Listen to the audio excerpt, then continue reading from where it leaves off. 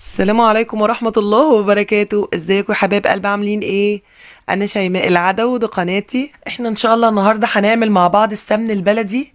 هنعمله من كوبايتين حليب. هنعمله بطريقة سهلة وبسيطة خالص. عايزة اقول لكم بس انا ما كنتش اعرف طريقة السمنة دي، بس لقيت جارتي دي من الجزائر جايبالي برطمان هدية. فلما فتحته وشميته كده بقول لها انت جايبه لي ايه؟ قالت لي انا جايبه لك سمنه بلدي، شميها كده. قلت لها الله، السمنه دي زي اللي ماما كانت بتطبخ لنا بيها بالظبط. فلما عرفت هي عاملاها ازاي، من ساعتها وهي عادت طريقتي المفضله. فحبيت النهارده اشارككم الطريقه، لانها طريقه موفره جدا وفي نفس الوقت صحيه جدا. وزي ما انتوا شايفين مرملة كده وجميلة وناعمة جدا. عايزة اقول لكم ملمسها عامل زي المرهم يا جماعة، ملمسها ناعم جدا. يا ريت بقى كل اللي حابب يكمل معانا الطريقة والفيديو، يا ريت ما تنسوش اللايك والشير والاشتراك في القناة، واهم حاجة تفعيل زر الجرس على كلمة الكل علشان توصلكوا كل اشعاراتنا بكل فيديوهاتنا الجديدة. ودلوقتي بقى يلا بينا نسمي ونصلي على الرسول ونبدأ في الطريقة. معايا النهارده 2 كيلو من الدهن او الشحم الحيواني زي ما بيقولوا كده في الدول العربيه. طبعا دي الدهنه العاديه اللي احنا بنجيبها من عند الجزار. دول 2 كيلو دهن من بيت الكلوه يا جماعه. يعني تقولي للجزار انا عايزه 2 كيلو دهن من بيت الكلوه، وده علشان الدهنه تبقى ناعمه معاكي وتطلع معاكي اكبر نسبه دسم. ودلوقتي بقى انا هاخد الدهنه كده زي ما انتوا شايفين وابتدي اقطعها كده قطع صغيره. وعلى فكره تقدري تفرميها على المفرمه بتاعه اللحمه لو انت عندك مفرمه لحمه. طبعا انا حبيت النهارده اسهل عليكم الطريقه، فهنمسكها كده بالسكينه ونحاول ان احنا نقطعها قطع صغيره كده. طبعا الدهنه بتاعه بيت الكلوه بتتقطع معاكي بسهوله جدا وبتبقى ناعمه جدا زي ما انت شايفه كده. مش هتاخد معاكي وقت ولا مجهود. قطعيها قطع صغيره كده على قد ما تقدري، لان كل ما تقطعيها قطع صغيره هتديكي نسبه دسم اعلى. عايزه اقولك الطريقه اللي هنعمل بيها الدهنه النهارده هتبقى طريقه جميله جدا جدا. مش هيبقى ليها ريحه زفاره نهائيا بسبب الطريقه اللي احنا هنعملها النهارده، لان احنا هنضيف مكونات دلوقتي على الدهن دوت هتقلبه لسمن بلدي او سمن حيواني زي اللي احنا بنشتريه بالظبط. بس ريحته جميله جدا جدا. عايزه اقولك ريحته هتبقى جايبه لاخر الشارع.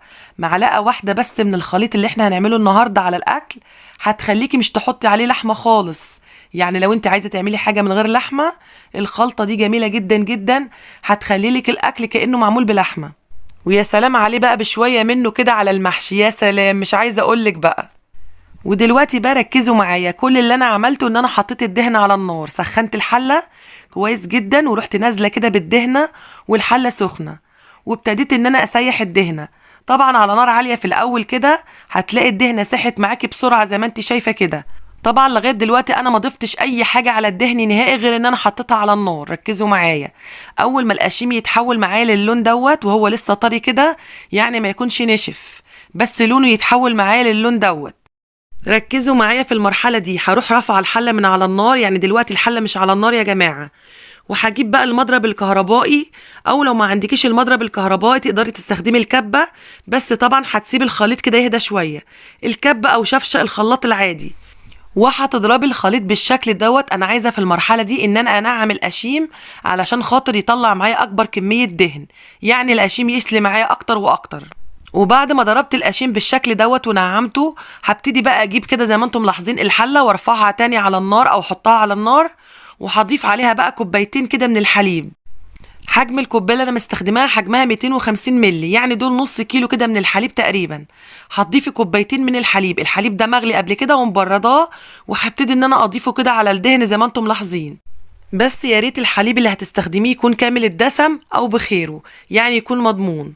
دلوقتي بقى هقلبه كده مع الخليط زي ما انتم ملاحظين. اول ما تنزلي الحليب عايزه اقولك بقى هتشم ريحه جميله جدا جدا، احلى من السمنه البلدي كمان. احلى ليه بقى؟ علشان خاطر كانك بتعملي بلحمه بالظبط، يعني سمنه بلدي بس كانك بتطبخي بها لحمه. زي ما انتم ملاحظين كده هيعمل رغاوي بيضه معايا كده وهيغلي معايا. هبتدي بقى انزل بربع كيلو من الزبده، وده اختياري، حابه تضيفيها ضيفيها، مش حابه خلاص. يعني تقدري تكتفي في كوبايتين الحليب بس وما تحطيش الزبده. حطي اي نوع زبده انت تفضليه، بس صراحه انا النهارده حطيت زبده بلدي. وبعد كده نزلت بمعلقتين صغيرين من الملح، معلقتين صغيرين من معالق الشاي، ما تكتريش. امليهم كده وانزلي بيهم على ال2 كيلو دهن. يبقى احنا كده فهمنا ان كل كيلو دهن ليه كوبايه من الحليب وليه معلقه صغيره من الملح. والزبدة دي اختياري، تقدري تضيفي اي كمية. انا ضفت النهاردة ربع كيلو بس على 2 كيلو دهن، انتي حابة تضيفي اكتر زي ما انتي حابة، لان ده كله هيتطبخ معانا وهتشوفوا هيتحول معانا ازاي لسمنة بلدي. وطبعا تقدري تضيفي اي نوع زبدة انتي حباه. عارفين الزبدة اللي احنا عملناها على القناة تقدروا تضيفوا منها لو انتوا عاملين منها في البيت. الزبدة النيوزيلندي اللي احنا عملناها من القشطة تقدروا تضيفوا منها مكان الزبدة البلدي. ودلوقتي بعد ما نزلت بالحليب والملح والزبدة، الخليط عمل معايا رغاوي بيضة كده كأنك بتعملي سمنة بلدي بالظبط. طبعا الرغاوي البيضة دي بتنزل تحت كده وهتبتدي تعمل لي مرطة. واول ما الرغاوي البيضة كده تصفى كده زي ما انتوا شايفين وتنزل تحت والخليط يصفى معانا، هنبتدي ننزل ب3 كوبايات من الزيت. وطبعا انت لو مش حابه تضيفي الزيت عادي خالص، تقدري تحطي بس كوبايتين الحليب وقطعه الزبده، او تحطي كوبايتين الحليب بس زي ما احنا حطينا كده. ولاحظوا معايا انا حطيت الزيت قبل ما المرطه تحت تستوي، وده علشان خاطر انا محتاجه الزيت يغلي معايا كام غلوه كده علشان الخليط بتاعي ما جرالوش اي حاجه لو انا خزنته. شايفين شكله عامل ازاي؟ لسه المرطه تحت ما استوتش، بس مجرد ما تخش على مرحله الصفار هبتدي اطفي على الخليط. بس ايه، ركزوا معايا، اصفر يكون غامق كده داخل على الحمار خلاص، يعني هيخش على الحمار. هنسيبه كده يهدى كده طبعا على حمو الحله. هي طبعا زي السمنه البلدي بالظبط، بتطفي عليها وهي لسه يعني مصفرة شوية، بس مصفرة غامق علشان تديني اللون ده في الاخر بعد ما تبرد. ده شكل الخليط بعد ما برد يا جماعة. دلوقتي بقى هجيب البرطمانات بعد ما الخليط يبرد نهائيا، هبتدي بقى افضيه كده واصفيه في المصفى علشان القشيم كله يطلع في المصفى ما ينزلش في البرطمان. ودلوقتي هوريكم القشيم اللي طالع معانا كمية مش كبيرة، وده علشان احنا ضربناه بالمضرب الكهربائي فطالع معانا كمية مش كبيرة. صفيناه على الاخر على النار بسبب ضربه بالمضرب الكهربائي يا جماعة، مش هيطلع معاكي كمية كبيرة وهتطلعي اكبر كمية من الدهن. طلعوا معايا كده 3 برطمانات الا ربع بالشكل انتوا شايفينه دوت. شايفين شكل القشيم دوت؟ طبعا مش هنرميه، تقدري تضيفيه على المحشي. لما تيجي تسوي المحشي وبعد ما تحشيه روحي ضايفه حبه كده وسقياه كده بقى بالشوربه، هيبقى بقى ريحه المحشي جايبه لاخر الشارع. وحابه اقول لك معلقتين الملح اللي احنا حطيناهم هيحفظوا لك الخليط كانه ماده حافظه بالظبط. ده غير ان احنا سويناه كويس جدا جدا. لازم المرطه تستوي كويس كانك بتعملي سمنه بلدي بالظبط علشان تقدري تحتفظي بيه بره التلاجة وجوه التلاجة لو انت حابه. طبعا لو احنا في الشتاء سيبيه بره التلاجة، لو انت في الصيف يا ريت طبعا تحطيه في التلاجة يكون افضل.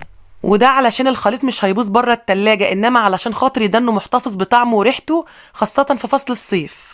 علشان كده ما تحاوليش تعملي كمية كبيرة، اقصى حاجة 2 كيلو من الدهن وتبقي تعملي جديد تاني علشان يدنه محتفظ بالطعم والريحة اللي لسه انت كنت عاملاه بيها. بس حابة اقولك الطريقة دي جميلة جدا جدا، جربوها وان شاء الله هتدعوا لي بالخير. يا ريت كل اللي يجربها يدعي لي دعوة حلوة كده من قلبه. ودلوقتي بقى كل اللي وصل للحتة دي من الفيديو ما ينساش يحط اللايك. لا بجد بجد الفيديو يستاهل لايك يا جماعة، طريقة جميلة جدا جدا وهتعجبكم ان شاء الله للي اول مرة يجربها. وطبعا الطريقة دي مش جديدة يا جماعة، الطريقة دي اجدادنا كلنا كانوا بيعملوها، وفي الدول العربية اكتر عارفينها اكتر من مصر كمان. ودلوقتي اللي شاف القناة وعجبته القناة وحابب يشترك فيها اكيد يشرفنا اشتراكه، بس ما ينساش يفعل زر الجرس على كلمة الكل علشان توصلوا اشعاراتنا بكل فيديو جديد هننزله ان شاء الله. اترككم في رعاية الله وامنه، دمتم سالمين، والسلام عليكم ورحمة الله وبركاته.